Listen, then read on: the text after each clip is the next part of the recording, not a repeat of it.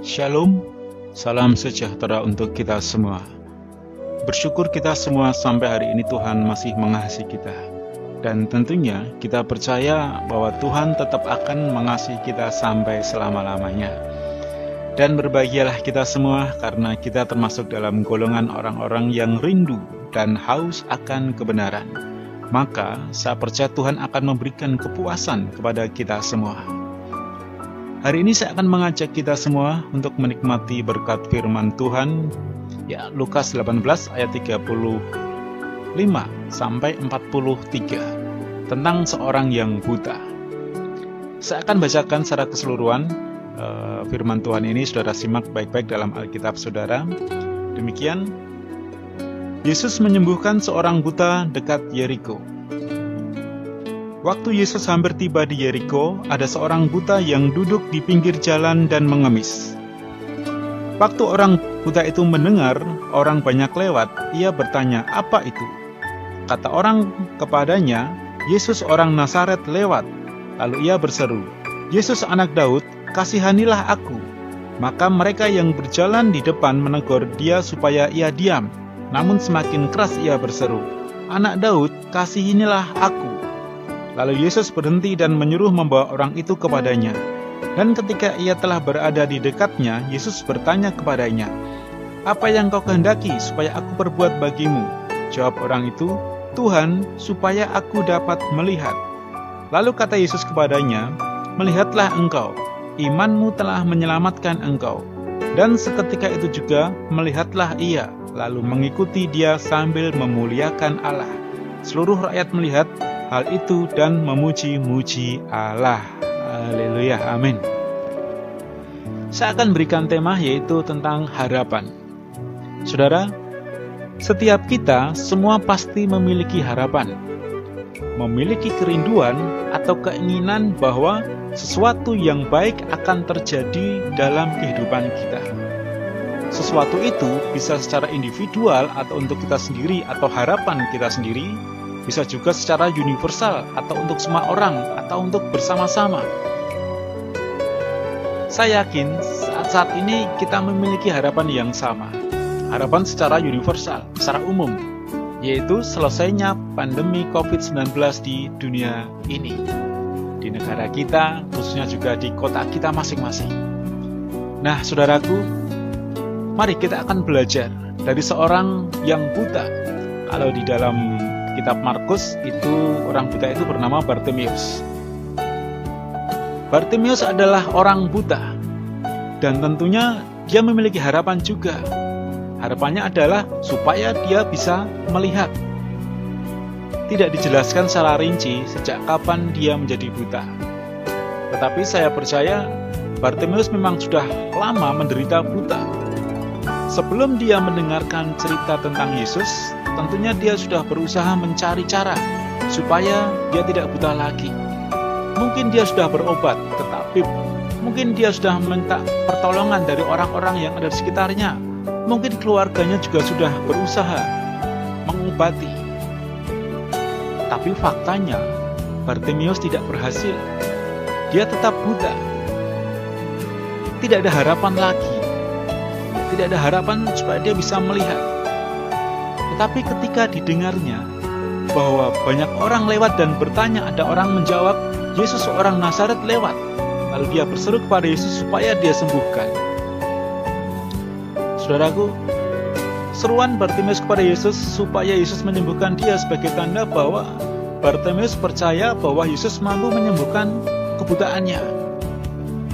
Dari mana dia tahu kalau Yesus sanggup menyembuhkan orang buta? Tentunya dari berita yang dia dengar. Karena dia buta, dia tidak bisa melihat. Kisah tentang Yesus orang Nazaret yang banyak melakukan mujizat itu tentunya sedang sangat viral saat itu. Semua orang tahu, termasuk Bartimeus. Dari berita-berita yang dia dengar bahwa ada seorang yang mampu membuat mukjizat, memunculkan kembali harapan dalam dirinya. Setelah sekian lama harapan itu hilang, karena dia sudah berusaha semaksimal mungkin tentunya, dan tidak tercapai harapan itu, tidak terjadi apa yang dia harapkan, yaitu kesembuhan untuk kebutaannya.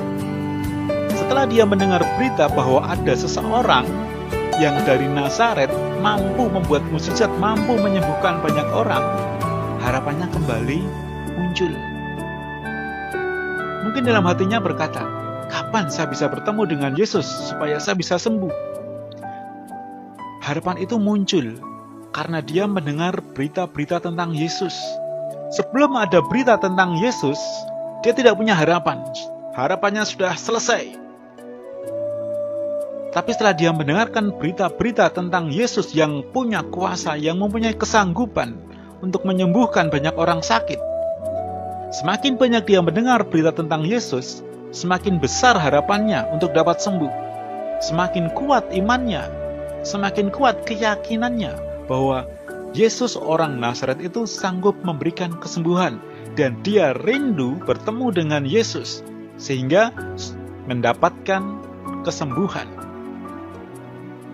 Nah, saudaraku, iman itu timbul akan pendengaran akan firman Tuhan. Yesus adalah firman. Semakin banyak kita mendengarkan firman, maka semakin bertumbuh iman kita. Dan karena iman itulah, maka harapan kita akan semakin kuat bahwa sesuatu yang baik supaya terjadi dalam kehidupan kita akan menjadi nyata. Dan ketika Bartimeus bertemu dengan Yesus, dia berseru supaya Yesus merabuni. Dan terbukalah mata Bartimeus. Dia tidak buta lagi. Dia bisa melihat. Harapannya terpenuhi. Saudara-saudaraku yang terkasih, seberapa besar harapan dalam kehidupan kita saat ini? Seberapa besar keyakinan kita harapan itu terpenuhi? Seberapa besar keyakinan kita bahwa pandemi COVID-19 ini akan berakhir? Seberapa besar keyakinan kita, seberapa besar harapan kita bahwa kehidupan kita akan dipulihkan lagi? Atau mungkin kita sudah putus asa karena melihat kondisi saat ini? Saudaraku, mari kita dengarkan firman Tuhan setiap hari. Mari kita dengar berita-berita tentang Yesus, supaya harapan kita semakin besar. Dan tentunya dalam situasi dan kondisi saat ini, kita juga harus tetap berhati-hati dalam bertindak. Sekalipun kita memiliki harapan yang besar, seperti Bartimeus, saat dia menantikan perjumpaan dengan Yesus, dia juga berhati-hati.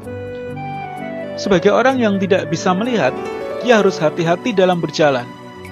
Meskipun harapannya akan kesembuhannya besar, tapi dia tidak sembarangan dalam hidupnya, tidak sembarang dalam bertindak.